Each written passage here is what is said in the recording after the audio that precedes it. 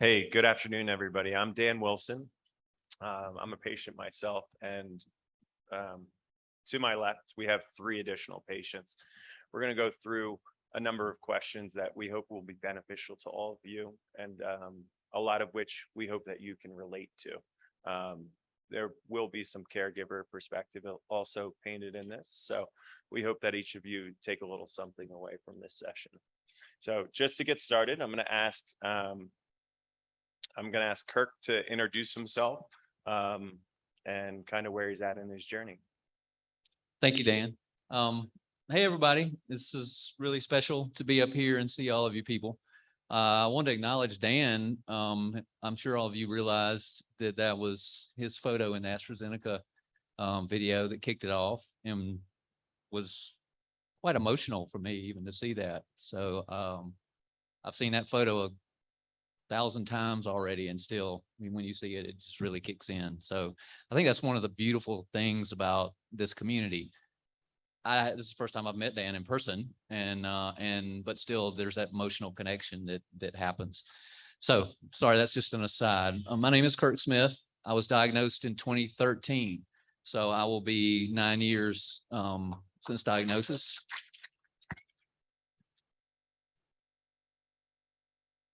Yeah, I think it's interesting to me, the reaction, because it's not a damn thing that I had to do with any of that. It's the wonder drugs that we are on, and I have a wonderful lung cancer team. I started out on Xalkori, then moved to Zycadia, and I've been on alectinib now for almost 5 years. I'm from Athens, Georgia.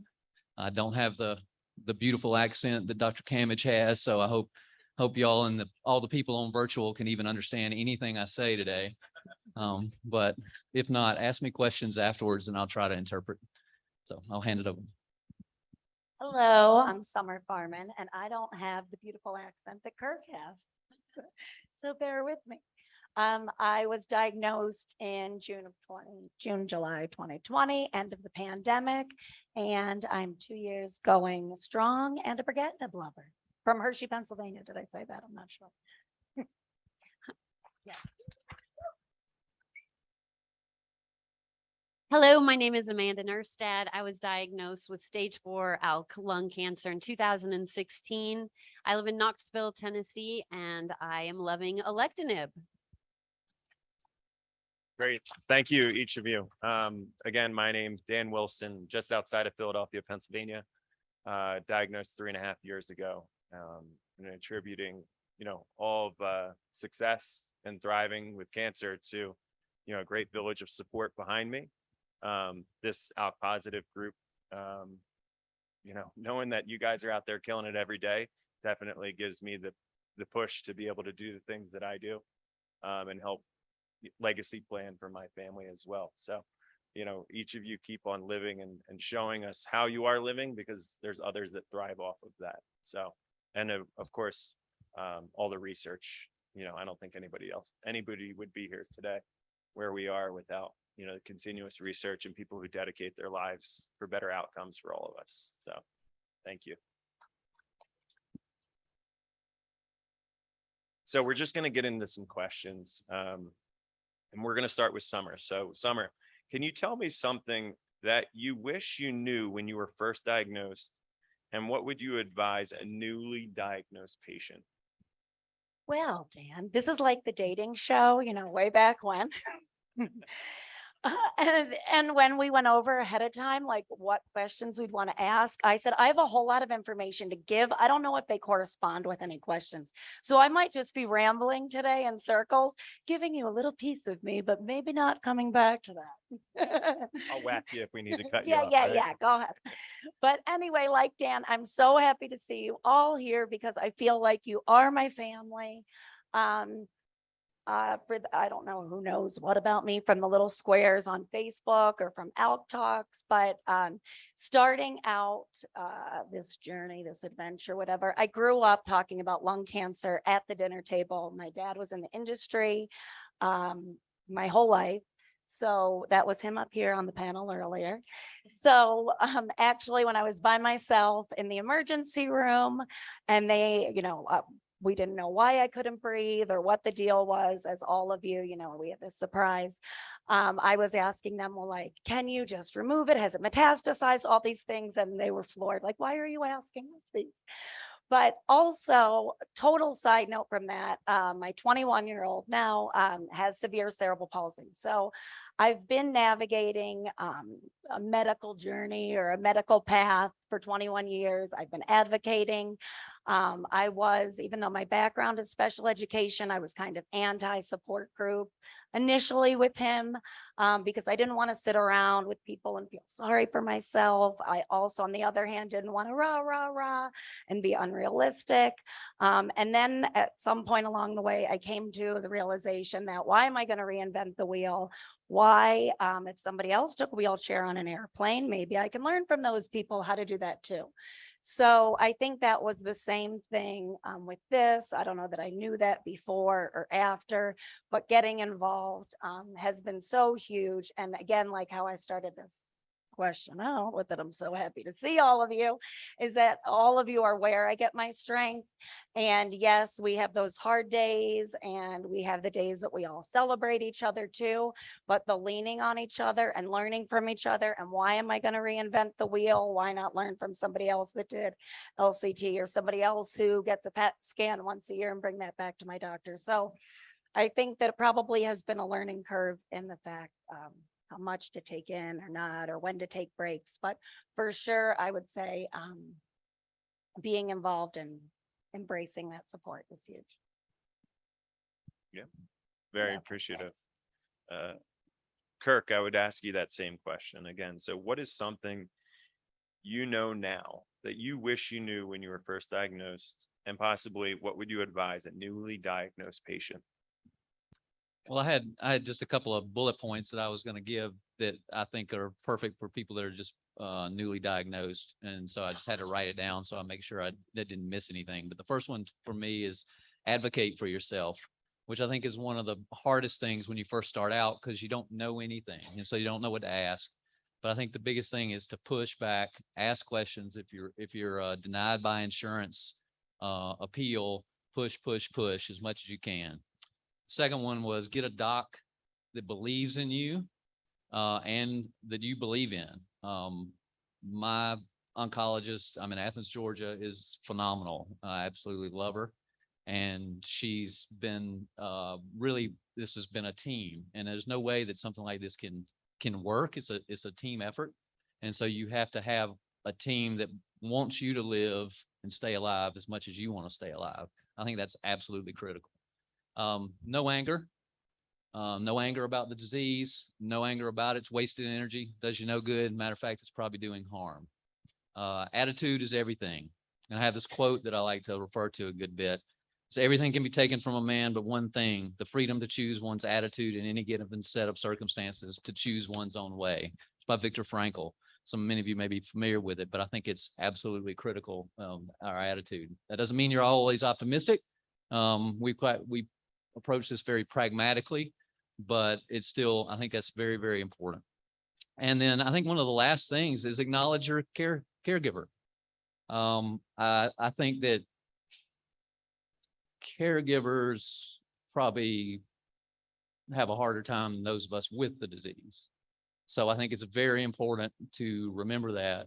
It even gets me emotional thinking about it, to acknowledge them and the journey that they're on and all the things that they are facing. And I think that can easily be forgotten, especially when you're first diagnosed, because you're just trying to save your damn life. But remember, they are a big part of this too. So. Well, I am extremely happy I asked you that question, Kirk, because it was a great response. And I think you might have been mad at me if I didn't ask you that question. So well prepared you were, and great job. So I'm actually going to jump to the next question because I think this is something that tees Amanda up well, and I think I might surprise her with this. However, but how do you tackle living with lung cancer and staying positive on a day-to-day basis?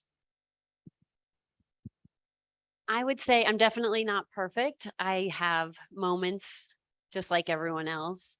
I try to live more in the now to stay positive. I think it's the silver linings of this disease is you've realized all the little things that you used to maybe take for granted, the rainbows that you see, your child giggling in the rain, or all of the games that in the family time that you have, the date nights that I have with my husband when we, are excited to get a great bottle of wine.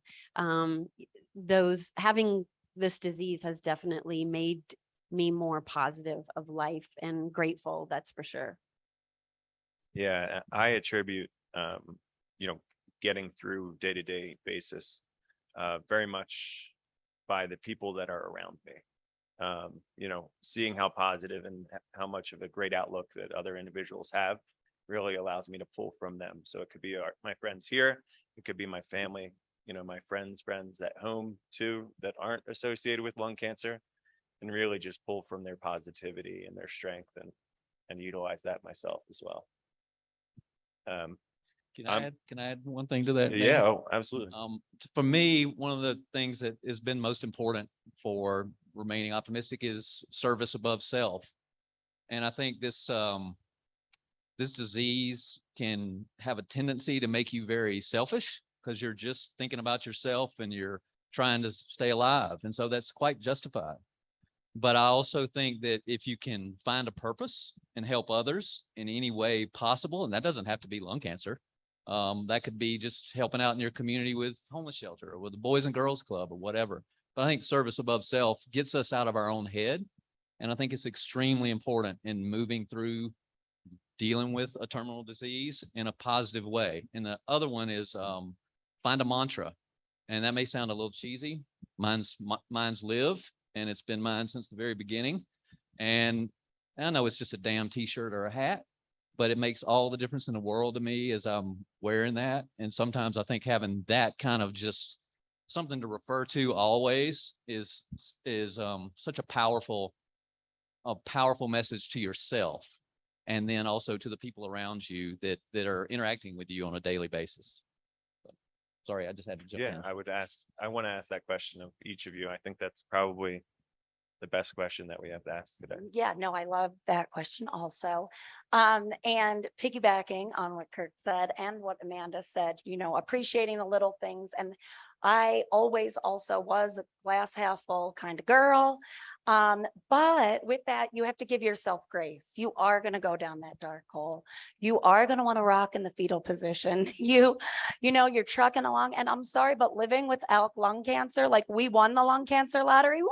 We still have lung cancer, and it's a complete mind F. So, yes, it is awesome, and we're so lucky, and we're so fortunate, but we will still have those dark days, and you're allowed to. So be gentle to yourself, be kind, and get back up. Find somebody that can pull you back up. Coming to Alkies Unlimited or the ALK-positive support group are huge too, because you can find little bits of hope there. So I think being gentle and kind on yourself also helps. Did you say mind F?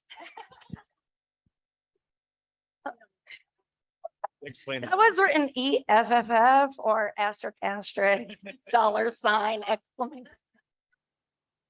I think that last question really tees us up well for this next question. And it's about anxiety, dealing with anxiety on a daily basis, or those times where scans are coming up and you're wondering, is that tickle in my throat, or I've been forgetting things lately. Is that something going on? How do each of you kind of deal with that on either a daily basis or quarterly when those scans are coming up, or just dealing through day to day? So I'll start with Amanda, if that's all right. I would say I still have scanxiety at times, and Dr. Lamb isn't here because he would say, yes, you definitely do. When I say, I'll email him and I'll say, is this cancer related? Do I need to have this checked out? But I would say for the most part, we're only in control of so much, right? And you just can't control yourself and your scans. I try not to really focus on the what if this happens, just more so be in the moment, enjoy where I am. And I kind of live life every 90 days at a time right now. But just try not to think about it is how I do it. I agree. Scanxiety is a real thing, and acknowledging that, I think, is the first step to recovery. That you will have anxiety every 90 days. And again, I think it comes and goes. Some of us are, it's, can be debilitating. And others, we just kind of have a different mindset, but one, acknowledging it is the first step. Also, with anxiety of all of it in general, back in 2021, it was COVID. My daughter, who's now going to be a sophomore at Penn State, then was home, quarantining, whatever. And my kids weren't used to seeing me sit around. And I was like, oh, there's this art therapy class. Like, what is this? Obviously, you heard me say F. So we have a little bit of an issue in our house. My daughter's like, are you going to sit on or are you going to go to art therapy? She's like, I think you need to go to art therapy. Like, what is it? You need to get there. You need to do something. And that for me was the first step too in dealing with anxiety with all of this. Yes, I have the most supportive family, but a super supportive family and friends. But there is nothing like talking to somebody else that has your exact kind of cancer. We're all a little bit different, but I don't think anything can replace that. Somebody else that has to have a brain MRI every 3 to 6 months, or somebody else that knows that uncertainty that you live with, that you walk around with a bomb vest on, not knowing when it's going to go off. So nothing can replace that. So check out, shameless plug here, check out the Healing Arts calendar and our ALK Talk series for putting that together for us all, because a lot of healing has come with that.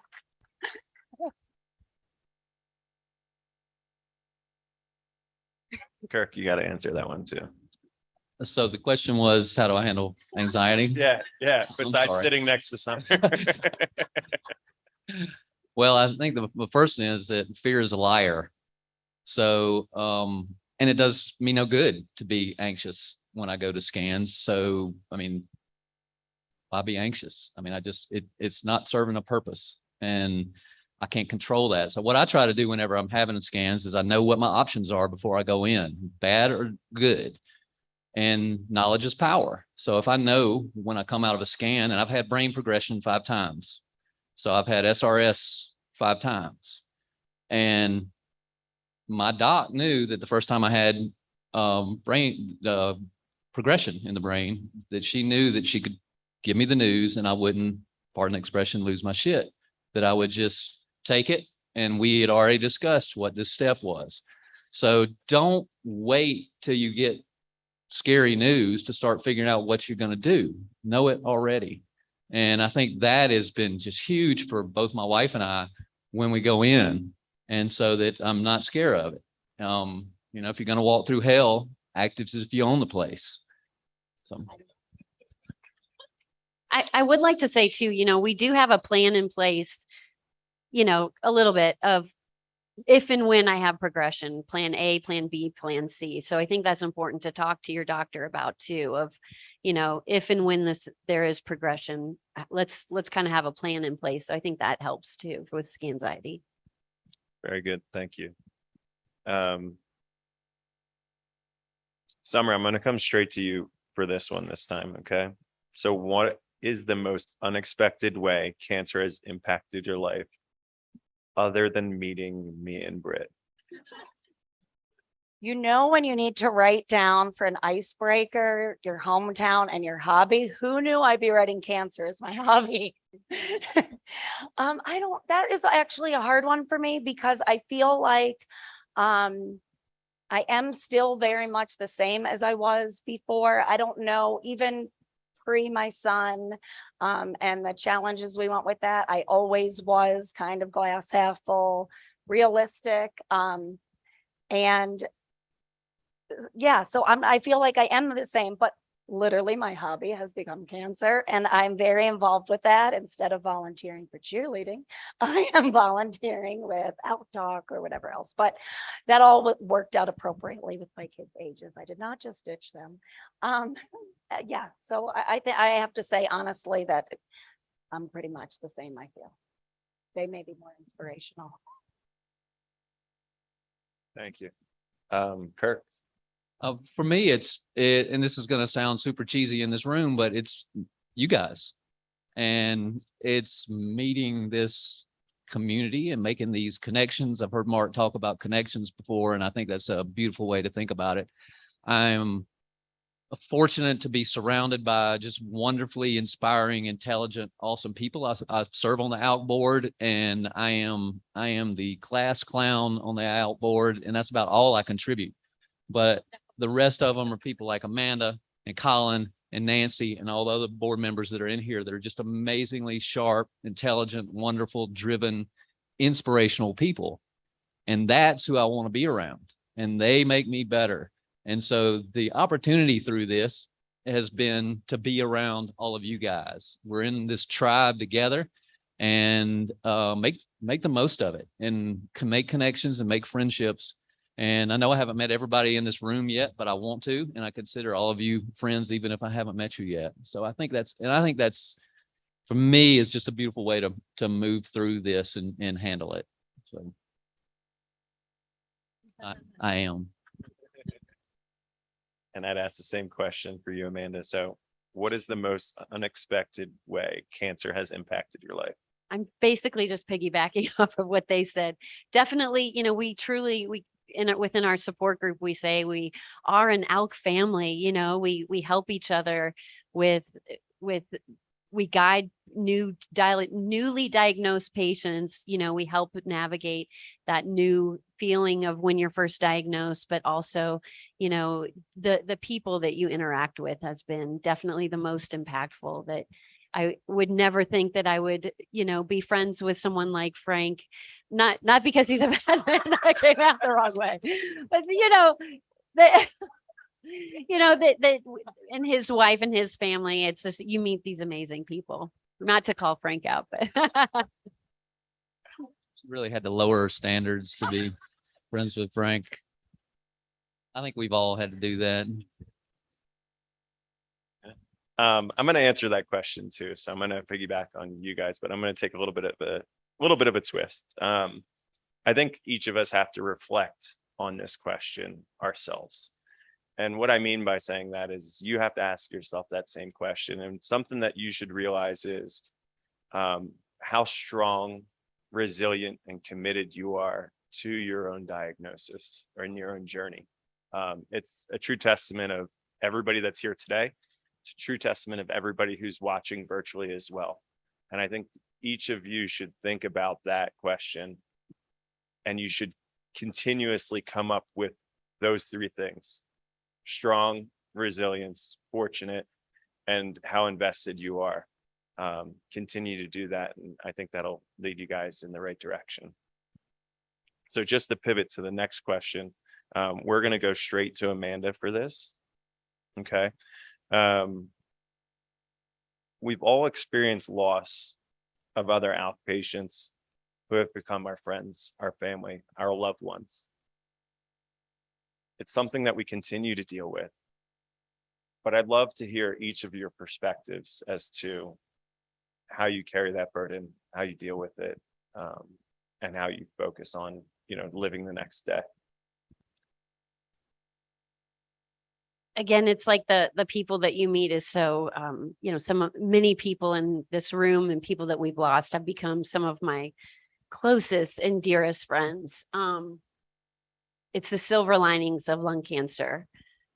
I think for me personally, I have to take a moment. I give myself 24 hours after, someone passes away that you're very close to, or you have those moments where, in our group, about one person passes away a day.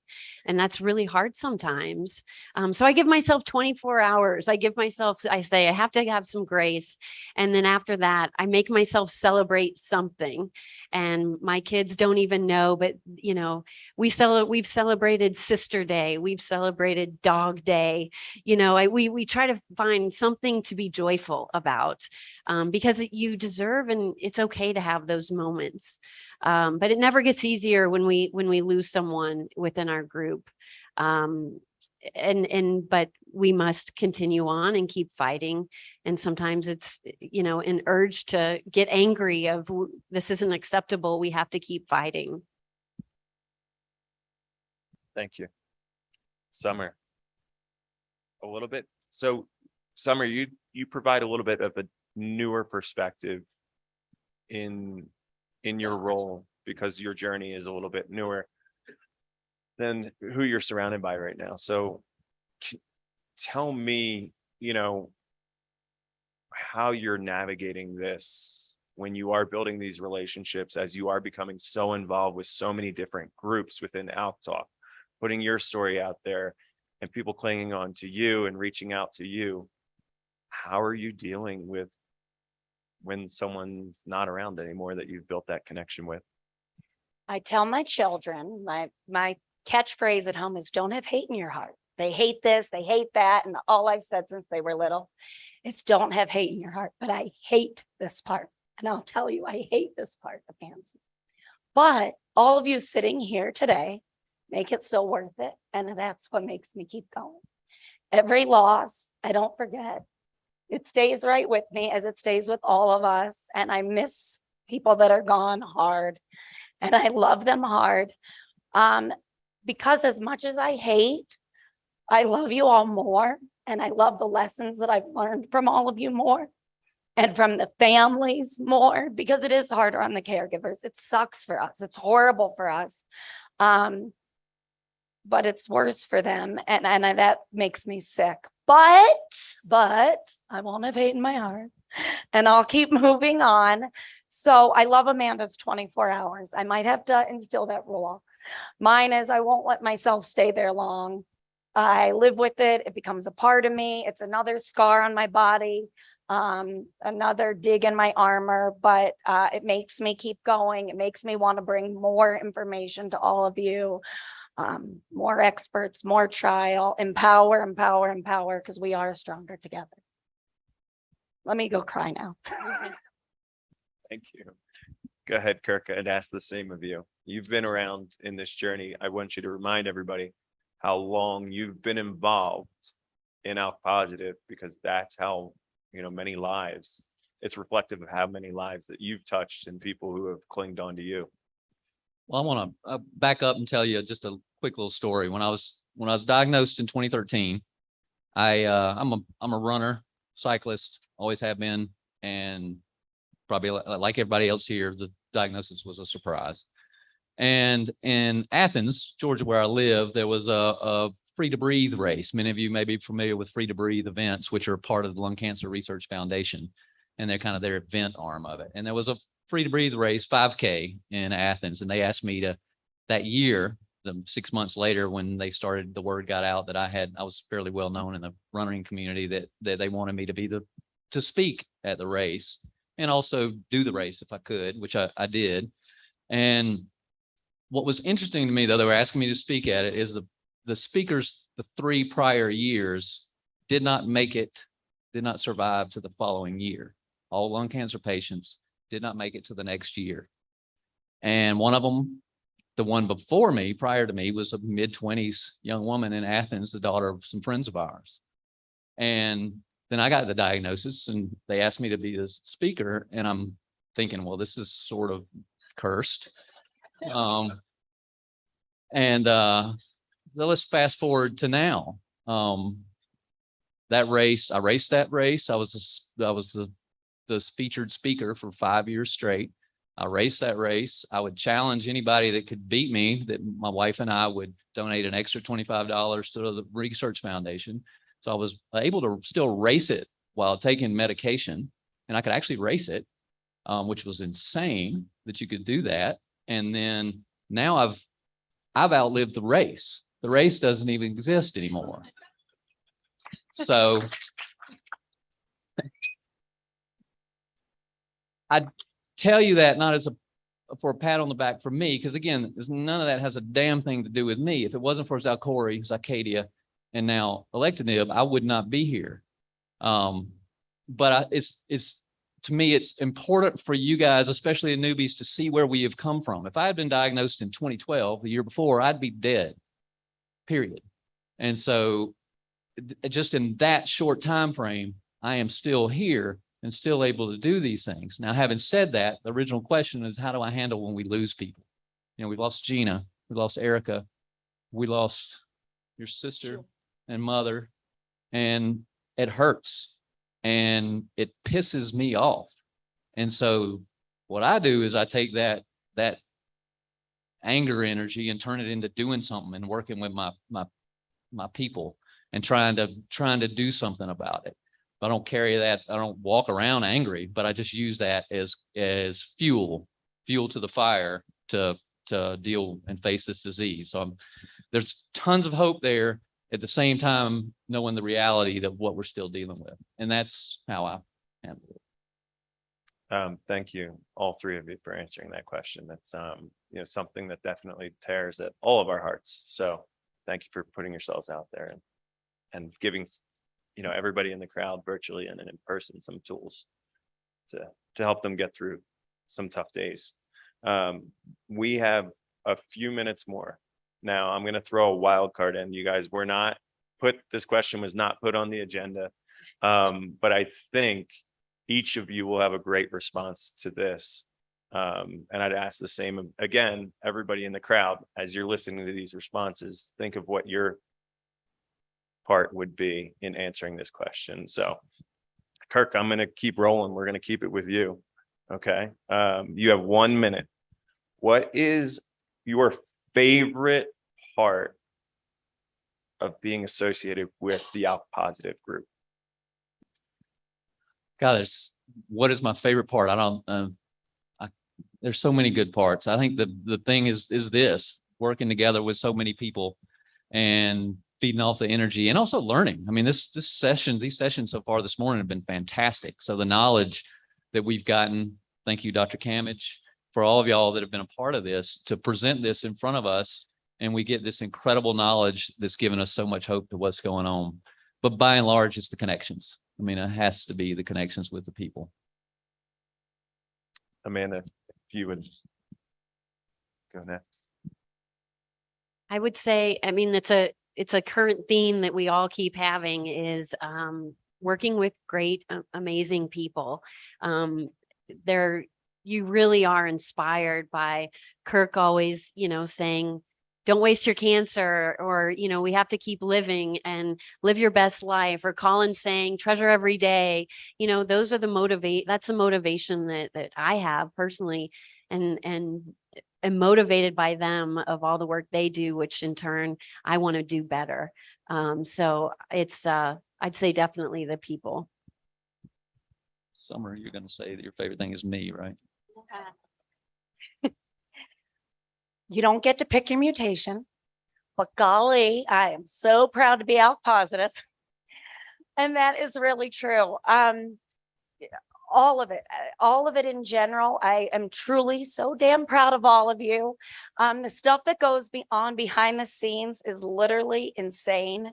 My dad, that's on a research acceleration committee and clinical trials committee, and the bits and pieces that I hear, and he's too busy for me sometimes because he's in this meeting and that meeting, and they're constantly working behind the scenes for us. And then also what goes on in the support groups, and then Mark bringing the healing arts and all the people that dedicate their time to those weekly classes and all the people that show up there. And then all of the ALK experts that come to ALK Talk and give an hour of their Sunday evening, whether they're in Australia or Colorado or Florida.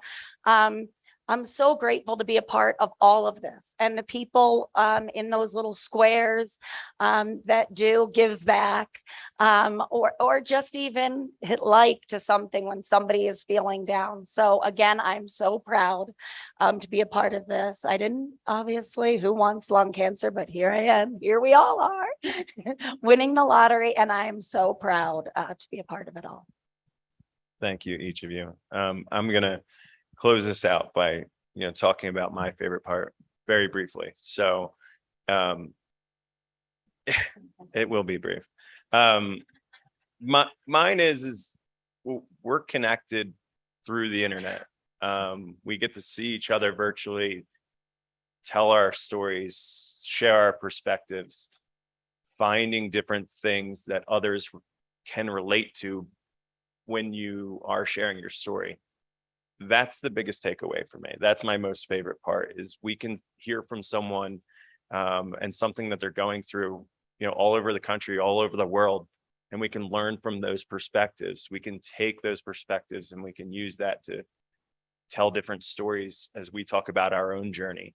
And I think that's my favorite part, is we're able to collaborate just by sharing and being raw with our emotions. So I'd like to just take a brief moment and thank each of you for sharing your perspectives. I know it's not easy being up here on stage, but thank you, each of you.